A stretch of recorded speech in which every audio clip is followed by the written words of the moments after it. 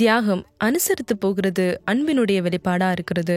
திருமண பந்தம் உறுதியா நல்ல முறையா போக வேண்டும் அப்படின்னா தியாகம் செய்தல் தான் ரொம்ப இம்பார்ட்டண்டா இருக்கிறது. ஸோ திருமண பந்தத்தில் ஞானம் தியாகம் செய்ய வேண்டும் என்று கேட்டால், ஆம், அநேக காரியத்தில் நாம் தியாகம் செய்து பொறுத்து போகிறது மகிழ்ச்சியான ஒரு குடும்ப வாழ்க்கை நமக்கு தருகிறது. விசேஷமாக இந்திய திருமணங்களிலே பெண்கள் தங்கள் கணவர்களின் சந்தோஷத்திற்காக அநேக தியாகங்களை செய்து ஒரு சுமூகமான குடும்ப வாழ்க்கையை உருவாக்குவதற்கு தாங்க வளர்ந்த சொந்த குடும்பத்தை விட்டுவிட்டு கணவர்களின் குடும்பத்திற்கு வருகிறார்கள். ஆனால் மனைவி மட்டுமல்ல, கணவர்களும் தங்கள் மனைவிக்காக தியாகம் செய்கிறது மிகவும் முக்கியமானதா இருக்கிறது.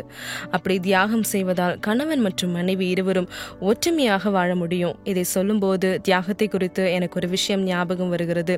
உங்களுக்கு தெரிந்தது போலவே எனக்கு அனிமல்ஸ்லாம் ரொம்ப பிடிக்கும், அதுவும் டாக்ஸ்லாம் எனக்கு ரொம்ப இஷ்டம்.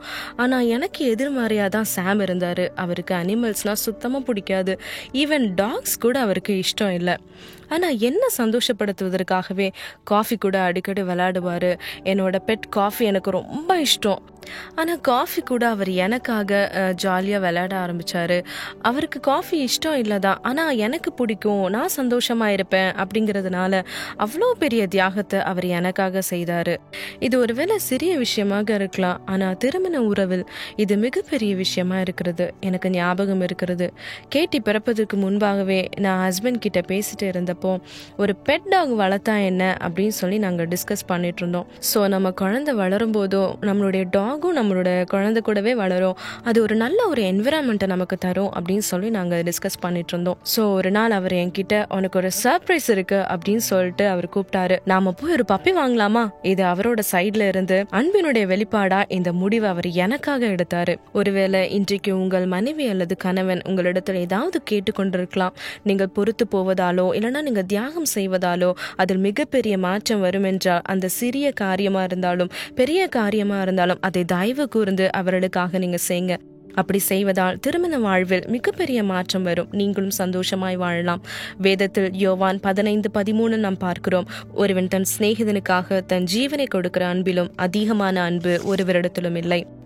இதே போல நம்மளும் நம்மளுடைய கணவன் மற்றும் மனைவிக்காக தியாகங்களை செய்து அவர்கள் சந்தோஷமாய் வாழ்வதற்கு நம்ம உதவி செய்வோம். நாம் ஜெபிக்கலாம். எனவே நம்முடைய குடும்பங்களில் நம்மூலம் சந்தோஷம் உண்டாக ஒருவருக்கொருவர் தியாகம் செய்யக்கூடிய நல்ல இருதயத்தை தாரும் என்று ஆண்டவரிடம் கேட்போம்.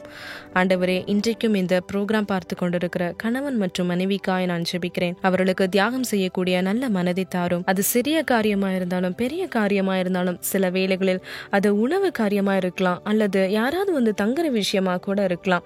பல காரியங்களில் தம்பதிகள் சோர்வை சந்தித்திருக்கலாம். ஆனால் இன்றைக்கு அவர்களுக்கு தியாகம் செய்யக்கூடிய இருதயத்தை தந்து சந்தோஷமாய் வாழ கிருபையை தாங்க. குடும்பங்கள் மீது உங்க பிரசன்னம் இறங்கட்டும். எந்த ஒரு பிரச்சனைகளும் இல்லாமல் குடும்பங்கள் சந்தோஷமும் சமாதானவுமாய் எப்பொழுதும் வாழ அவர்களுக்கு கிருபை தாரும்.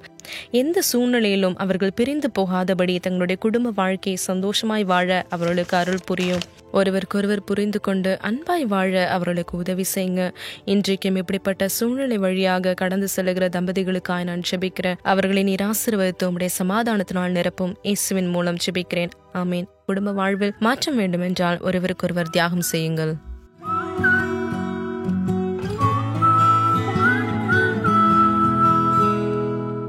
குடும்பங்கள் ஆசீர்வதிக்கப்படவும் ஒற்றுமையாக வாழவும் பாதுகாப்பு மற்றும் செழிப்பிற்காகவும் அனுதினமும் டாக்டர் பால் தினகரன் குடும்பத்தினரும் மற்றும் இயேசு அழைக்கிறார் ஜெபக்கோபுரத்தில் உள்ள ஜெப வீரர்களும் 24 மணி நேரமும் ஊக்கமாக ஜெபிக்கின்றனர். இன்றைய உங்கள் குடும்பங்களை இயேசு அழைக்கிறார் குடும்ப ஆசீர்வாத திட்டத்தில் இணைத்திடுங்கள்.